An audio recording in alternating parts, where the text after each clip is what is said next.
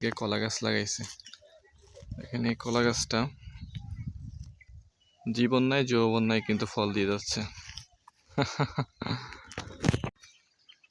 এই মৌসুমে আপনার ক্যানালে পানি না থাকার কারণে প্রত্যেক বছরে আপনার ক্যানালের মধ্যে এরকম ধান লাগাই একজন ব্যক্তি। দেখেন কত সুন্দর ধান হয়েছে, পানি নেওয়ার কোনো ঝামেলা নাই। হয়তোবা খুব বেশি সারও দেওয়া লাগে না, কিন্তু দেখেন কত সুন্দর ধান হয়েছে।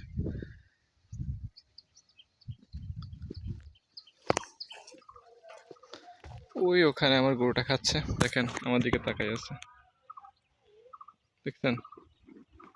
এখন দুপুর প্রায় 1:30 মতো বাজে, প্রায় সূর্যটা মাথার উপরে। তো এখন আসছি ওকে ছায়া নেওয়ার জন্য। যারা গরু পালন করে তারা বুঝবে, আসলে এখন সবাই আসলে প্রতিযোগিতার একটা সময়। আপনার সবাই হাইব্রিড চাষে, এখন সবাই হাইব্রিড চাষ করে।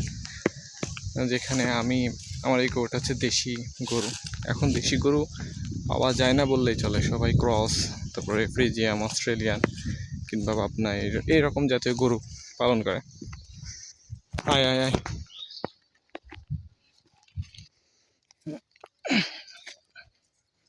আর আপনার এখন তো মনে হয় মাঠে কেউ যে গরু খায় এরকম কমই আছে, সবাই গোয়াল ঘরে গরু রেখে তারপরে খাওয়ানো। উঠে না কেন? ওরে বাবা রে বাবা, এদিকে এদিকে এদিকে সাই।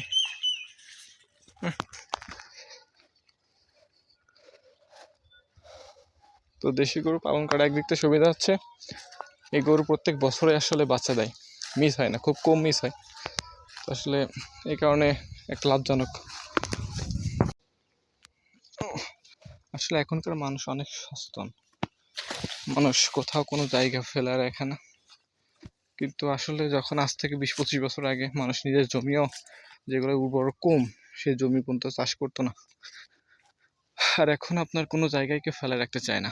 দেখেন, এটা সরকারি একটা জায়গা, এটা হচ্ছে ক্যানাল।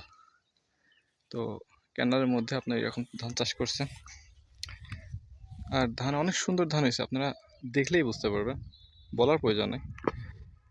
এটা হচ্ছে গ্রামের সৌন্দর্য, যার কারণে শহরের মানুষ গ্রামে ছুটে আসে।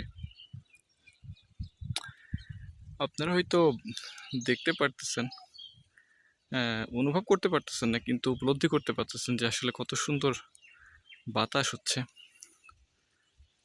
যদিও দুপুরবেলা, তারপরও একটা সুন্দর পরিবেশ বা ওয়েদার আছে।